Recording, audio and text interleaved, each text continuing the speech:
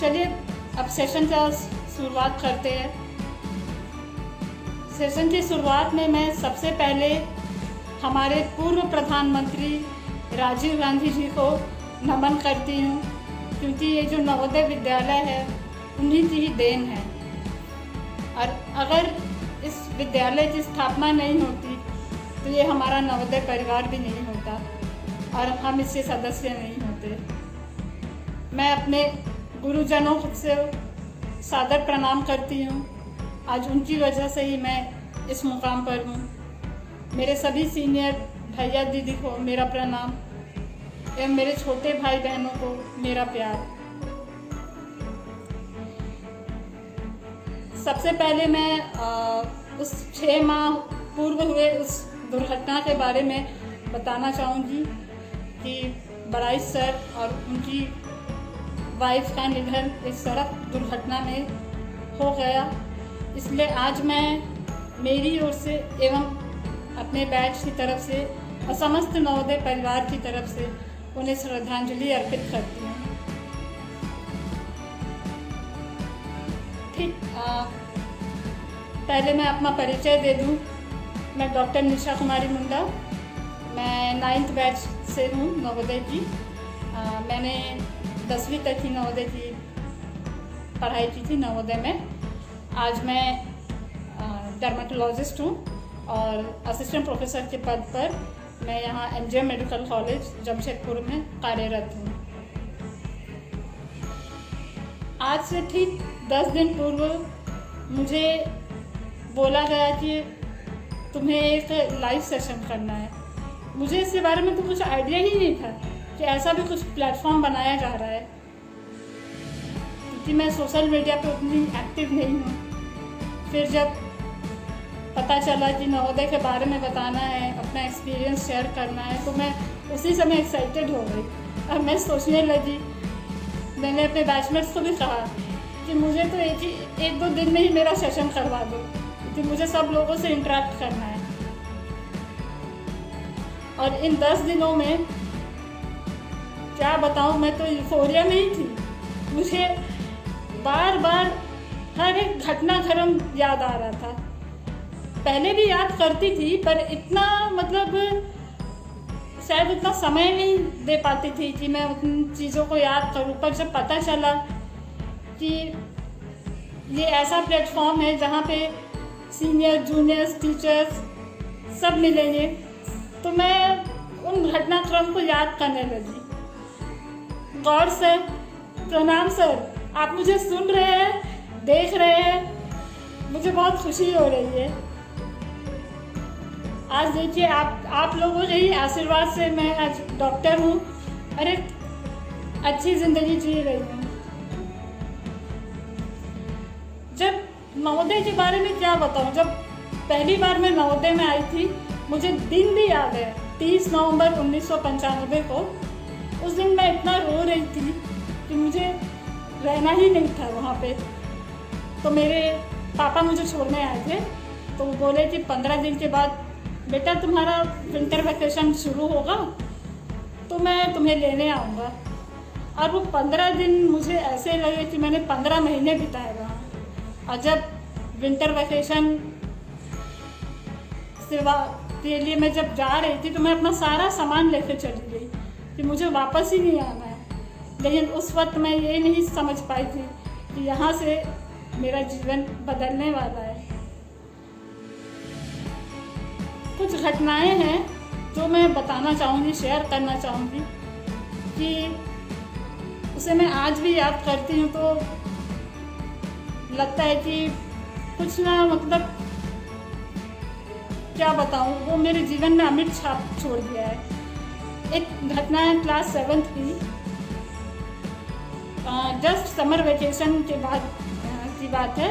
Summer vacation में हमें 2 महीने का छुट्टी मिलता था और हमें होमवर्क मिलता था।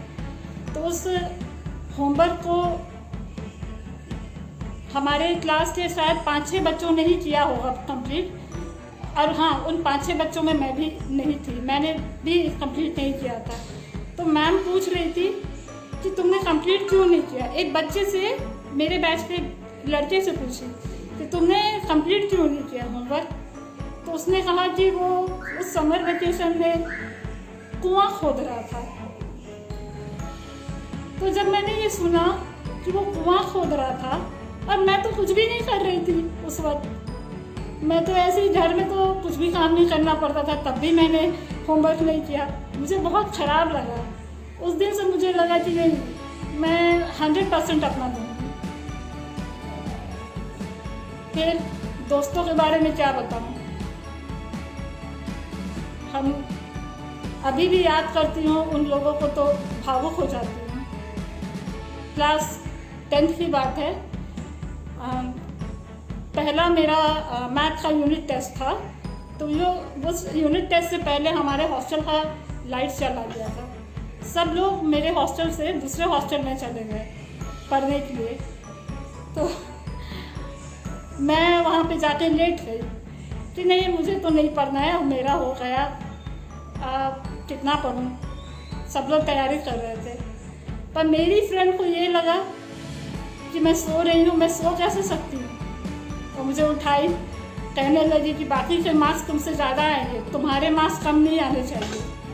तो मुझे यही लगता है कि उसे अपनी नंबर की फिक्र नहीं थी, उसे मेरी फिक्र थी कि मेरे मार्क्स कम ना हो जाए। सोचिए, ऐसी दोस्ती हुआ करती थी। और तो खैर, अपने कल मेरे बैचमेट संतोष सेठ से बहुत कुछ सुना होगा, नवोदय की मस्ती। और अभी भी मेरे दोस्तों को मैं याद करती हूँ। इससे ये जो प्लेटफॉर्म बना है, इससे पहले मैं लगभग 15-20 लोगों से कांटेक्ट में थी, लेकिन ये प्लेटफॉर्म फॉर्म होने के बाद ऑलमोस्ट हमारा 75 का बैच है, लेकिन उसमें से लगभग 54-55 लोग अभी हम लोग आपस में एक दूसरे से कांटेक्ट में हैं। और इसका श्रेय मैं संतोष सेठ को देना चाहूँगी कि उसने बहुत मेहनत किया एक दूसरे को संपर्क में लाने का। और अभी मैं सोचती हूँ कि जो बाकी बचे लोग हैं, वो लोग भी कभी ना कभी मिल ही जाएंगे। हम लोग कोशिश कर रहे हैं कि उनसे भी संपर्क किया जाए। अब मुझे पता चला कि मेरे अलावा भी और भी लोग हैं जो चिकित्सा जगत में हैं और शिक्षा के क्षेत्र में हैं, IT क्षेत्र में हैं, कोई ब्लॉक में है तो कोई विदेशों में है। जब मालूम चला कि सब लोग अच्छी जगह पे है, सुख से है, शांति से है, तो मुझे बहुत सुकून मिला। बाकी लोगों के बारे में भी पता किया जाएगा, कोशिश कर रहे हैं। हाय सुचिता, निशा द टॉपर। इससे एक और बात मुझे याद आ गई। तुम्हें शायद याद होगा, मेघा तृप्ति हमारे बैच में थी। वो मुझे ही नहीं, पूरे बैच को ही होली में अपने घर ले गई थी। तो सबका इंट्रोडक्शन करवा रही थी। AP वर्मा सर जो हमारे प्रिंसिपल हुआ करते थे, लेकिन उसने मालूम है मेरा इंट्रोडक्शन क्या करवाया था कि पापा ये हमारे बैच की गर्ल्स टॉपर है। उस वक्त मुझे अच्छा तो बहुत लगा, लेकिन मेरे ऊपर प्रेशर भी हुआ करता था कि मुझे अपनी पोजीशन मेंटेन करनी है। खैर, प्रेशर तो खैर सभी के ऊपर होता है, चाहे वो एवरेज स्टूडेंट हो या बिलो एवरेज हो या टॉपर हो। फिर क्लास 10 के बाद मैंने वहाँ छोड़ दिया नवोदय। DAV हेहल रांची से मैंने 12वीं की परीक्षा पास की। उसके बाद उसी साल मेरा MBBS में चयन हो गया। तो यहाँ तक तो मैंने उतना स्ट्रगल नहीं किया, सच बता रही हूँ कि MBBS एंट्रेंस में उतना स्ट्रगल मैंने फेस नहीं किया। लेकिन असली स्ट्रगल तो मेरा स्टार्ट होता है MBBS शुरू होने के बाद। जो लोग चिकित्सा के क्षेत्र में जो मुझे देख रहे हैं, सुन रहे हैं, वो लोग समझ सकते हैं इस बात को। पहले फर्स्ट ईयर में 3-4 महीने तो मैं यही सोचती थी कि मैं इस जगह के लायक ही नहीं हूँ, मुझे छोड़ देना चाहिए MBBS।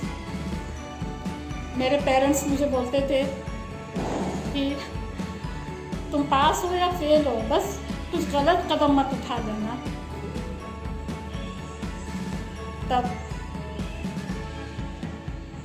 फिर वहाँ पे मुझे पता चला कि मेरे अंदर क्या कैपेबिलिटीज़ है। उस वक्त तो मैं अपनी क्षमताओं को यूज़ भी नहीं करती थी। वहाँ जाके मैं 24 आवर्स भी मैंने पढ़ाई किया है। सोच सकती हूँ 24 आवर्स, मतलब सुबह के 3 बजे से लेकर दूसरे दिन के सुबह के 3 बजे तक, मतलब बीच में जो ज़रूरी कामों को छोड़ दिया जाए तो ये आज भी सोचती हूँ तो लगता है कि मैं इतना पढ़ सकती हूँ। फिर वहाँ भी मेरा ठीक ही रहा, MBBS में भी। वहाँ भी मैं टॉपर तो नहीं थी, लेकिन एवरेज स्टूडेंट थी, ठीक ठाक परफॉर्मेंस रहा। फिर जो MBBS में होंगे ये जानते ही होंगे कि MBBS करने के बाद हम लोग आधे अधूरे ही डॉक्टर बनते हैं। हम लोग अपने आप को पूरा डॉक्टर तभी समझते हैं जब हम लोग स्पेशलिस्ट बने। तो वो स्पेशलाइजेशन के लिए PG एंट्रेंस का टेस्ट होता है, वो बहुत टफ टेस्ट होता है। वो मैंने प्रिपेयर किया है 1 ईयर। वो 1 ईयर तो मुझे ऐसा लगा कि जैसे मैं तपस्या कर रही हूँ। उस 1 ईयर में तो मैं मार्केट भी नहीं जाती थी। जो भी मार्केट सामान लाना होता था, ज़रूरी सामान, वो मेरे घर वालों को मैं बोल देती थी, वो ला के देते थे। मतलब सोचिए, मतलब क्या उस वक्त लाइफ थी मेरी। मैं अपने फ्रेंड्स से भी बात नहीं करती थी, सिर्फ मैसेज करती थी कि इस समय बात करना है तो करो। घर वालों से भी नहीं करती थी। वो 1 साल पता नहीं कैसे गुजरे, मुझे भी नहीं पता। फिर बाद में मेरा सिलेक्शन हो गया उसमें मैंने MD डर्माटोलॉजी किया। तब और MTCG medical college Berhampur Orissa, ये 2010 की बात है। वहाँ से मैंने MD डर्माटोलॉजी कंप्लीट किया। हाँ, एक बात मैं ज़रूर बताना चाहूँगी, जब मैं वहाँ पढ़ने गई तो वहाँ खाने का बहुत प्रॉब्लम होता था। तब उस वक्त मुझे लगता था, मैं अपने फ्रेंड्स को बोलती थी वहाँ कि अरे यार, यहाँ पैसे दे के भी मुझे ढंग के खाना नहीं मिल रहा है। लेकिन यही जब मैं नवोदय में थी, फ्री में जब मुझे खाना मिलता था, इससे लाख गुना अच्छा, तो उसका कद्र मैं नहीं कर रही थी। मुझे लगता था कितना बेकार खाना है, पर वो खाना मुझे बहुत याद आता था उस समय जब मैं PG कर रही थी। तब मुझे पता चला कि जो चीज़ हमारे पास होती है ना, उसकी अहमियत नहीं होती है। जब वो बीत जाता है तब हमें पता चलता है कि वो हमारे लिए क्या चीज़ था। एक बात मैं और बताना चाहूँगी कि मेरे परिवार से लगभग 6-7 लोग नवोदय के हैं। मेरे हस्बैंड वो भी नवोदय से है, मेरा बड़ा भाई वो नवोदय से है, आज वो भी एक डॉक्टर है, और बाकी बच्चे भी। अभी एक बच्चा पढ़ रहा है नवोदय में। और नवोदय के बारे में क्या बोलूँ, हम एक और चीज़ मैं बताना चाहूँगी। 5-6 दिन पहले की बात है, मेरे परिचित ने मुझे कहा कि निशा, मैंने अपने बेटे की शादी तय कर ली है।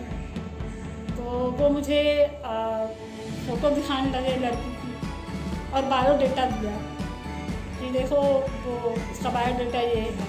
तो वो मुझसे पूछे कैसी रही लड़की। तो मैंने बायोडेटा में देखा कि वो तो किसी बिहार के कोई नवोदय की स्टूडेंट थी।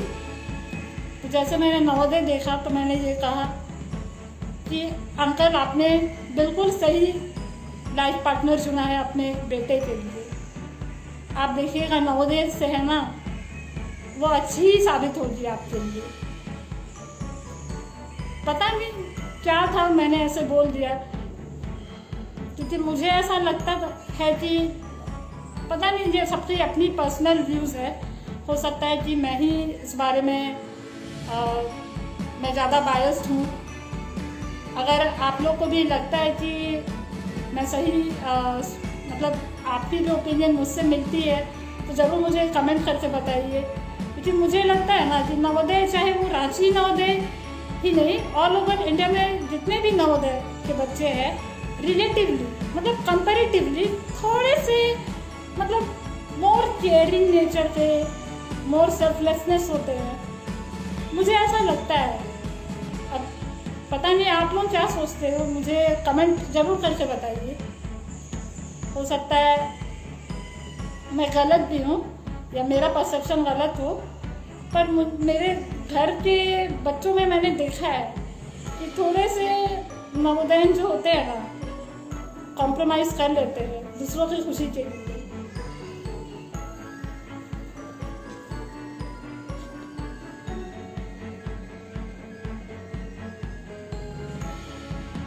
हाँ, ज्ञानदेव महतो, हेलो सविता,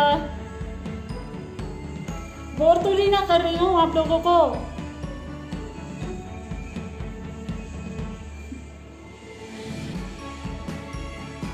और नवोदय भी मैं क्या बताऊँ, वहाँ एक डाइवर्सिटी थी। क्योंकि कल आपने सुना होगा मेरे बैचमेट ने कहा कि वो एक निर्धन किसान परिवार से थे और मैं एक मध्यम वर्गीय परिवार से थी। तो वहाँ जो ये जो कॉम्बिनेशन होता था कि डिफरेंट सोशो इकोनॉमिक स्टेटस के बच्चे पढ़ते थे, ये मुझे लगता है कि बहुत ही अच्छा मतलब एक सोच था। मुझे अभी भी लगता है कि जैसे कुछ दिन, ज़्यादा दिन नहीं बीते कि मैंने नवोदय छोड़ा है, अभी भी लगता है कि मैं वो जीवन वापस से मैं जीना चाहती हूँ। वापस मुझे कोई पूछे ना कि मैं कहाँ जाना चाहती हूँ, कोई टाइम मशीन बनाए तो मैं कहूँगी कि मुझे नवोदय जाना है वापस।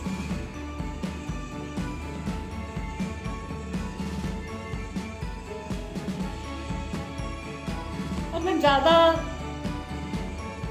लंबे समय तक ये सेशन को नहीं चलाना चाहती हूँ, क्योंकि मुझे लगता है कि ज़्यादा लंबा चलाने से आप लोग को बोर लगेगा। तो इसलिए मैं जाने से पहले हाँ एक बात और बोलना चाहूँगी, मैं भूल गई थी, मेरे दिमाग से उतर गया था। मुझे बताया गया कि ये प्लेटफॉर्म बना है उन बच्चों के लिए जो अपने जीवन से निराश होते हैं, तो उन्हें कैसे मोटिवेट किया जाए, वो गलत कदम ना उठाए, उनके लिए ये प्लेटफॉर्म बना है। मैं सभी बच्चों से ये बोलना चाहूँगी, जीवन समाप्त करना बहुत आसान है। हम डॉक्टरों से पूछो कि कैसे जीवन को बचाया जाता है। मेरा जो ब्रांच है उसमें इतनी इमरजेंसीज नहीं पड़ती है, डेथ नहीं होते हैं, पर जब से ये कोविड वाला जो सिचुएशन आया है उसमें हमारी भी ड्यूटी पड़ती है, तो मैंने उसमें देखा है कि लोग मतलब अपनों को बचाने के लिए खुद जो इतने सीरियस है, वो खुद बोल रहे होते हैं कि मैम मैं मरूंगा तो नहीं ना। कितने लोगों को मतलब मैंने गिड़गिड़ाते हुए देखा कि मुझे बचा लीजिए मैम। और कभी कभी ऐसा होता था कि उन्हें मतलब मैं अपने आंखों के सामने मरता हुआ देख रही हूँ। तो इसीलिए जीवन बहुत अनमोल है, ये मुझसे पूछो।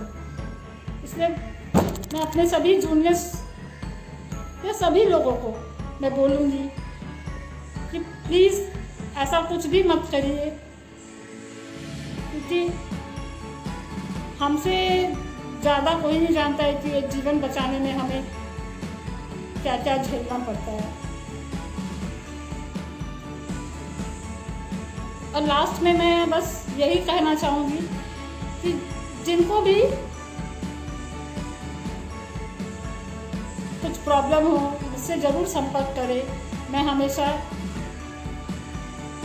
आप लोगों के लिए उपलब्ध रहूँगी, आपकी मदद करूँगी।